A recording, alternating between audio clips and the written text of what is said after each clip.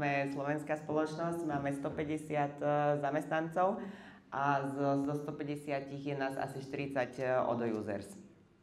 V podstate, keď som nastúpila, tak používal sa systém Odo ako taký nejaký systém. Každý v ňom pracoval nejakým spôsobom, sebe vlastným.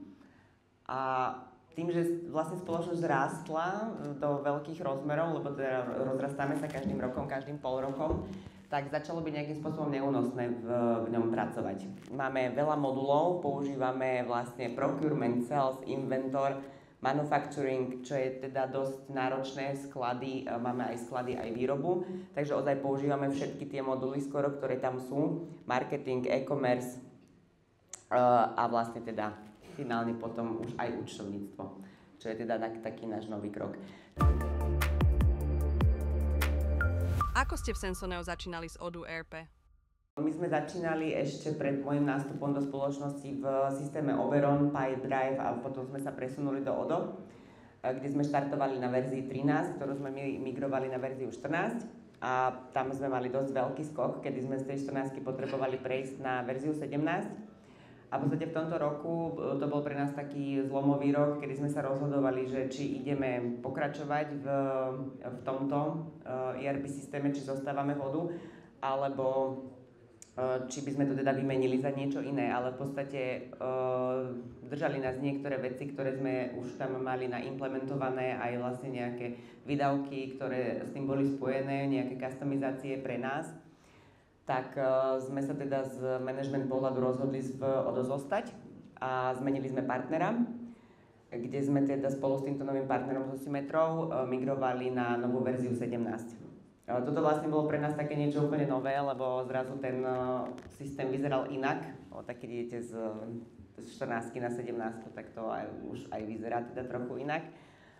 V podstate nie je len to, že je to inak graficky, hej, sme zmenou tejto verzie zo starej na novú, ale v podstate celou tou implementáciou sme získali veľmi veľkú pomoc, aj teda tým, že vlastne tento partner nás tak podporil a dokázal nám v podstate spraviť z toho nejakého ERP systému náš ERP systém, ktorý proste používame, ktorý je pre nás efektívny.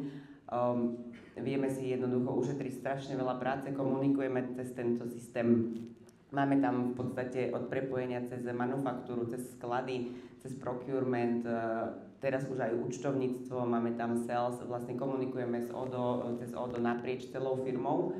To je fajn, vieme si vlastne posielať e-maily z Odo, za mňa za procurement vlastne, ja som zdvihla asi level procurementu asi o 10 levelov, lebo viem automaticky posielať objednávky, komunikujem, vlastne príjmam poštu od dodávateľov do Odo, ako bol tam vlastne pre nás v tej efektivite taký dosť veľký krok.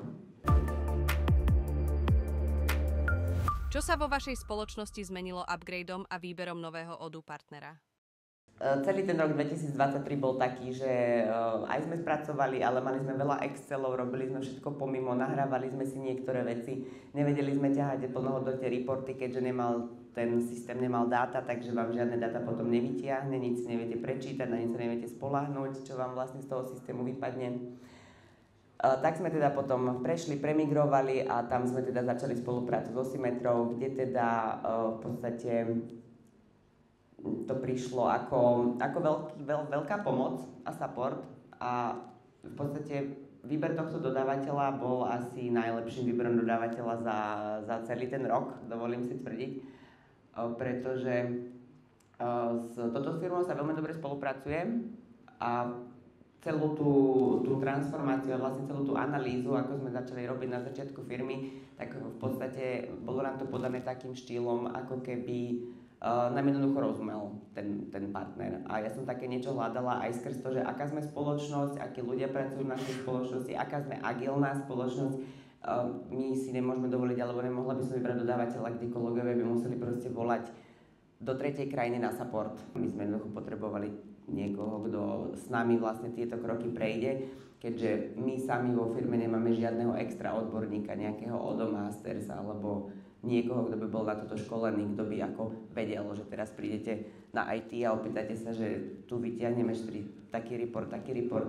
Nie, takého človeka nemáme, my sme sa to všetko naučili sami vlastne, svojpomocne. Takže v tomto bolo výber tohto dodávateľa určite trefa do čierneho. Čo by ste odporúčali užívateľom Odu? Veľká škoda, že sme nevedeli niektoré veci skôr, pretože keď sa implementuje alebo prechádza na nové tieto verzie, tak je veľa vecí, ktoré si viete ako keby predpripraviť. Ako keď idete na operáciu, čím viac budete chodiť na rehabilitáciu pred operáciou, tak potom budete mať tú rehabilitáciu ľahšiu.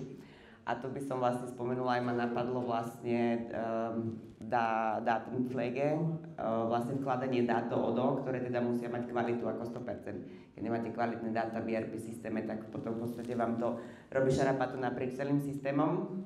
To sa nám teda ale podarilo ako najväčší taký pain point zo Symetrou odstrániť, kedy proste sme nemali plnohodnotne nahraté kontakty v systémoch, lebo každý ich tam zadával, akým vlastne chýbali tam krajiny, bodky, vykričníky, podtržníky, boli tie kontakty pozakladané veľmi zlé, takže to je taký úplný bod z praxe, ktorý jednoducho nám dosť prekážal v tom, že chceme používať ten ERP systém a nemôžeme, lebo nemáme dáta, nemáme správne dáta, našou vinou. Takže to možno tak odporúčanie robiť dobre a vkladať dobré informácie do systému. Thank you so much. Very nice experience. So, we got those stories.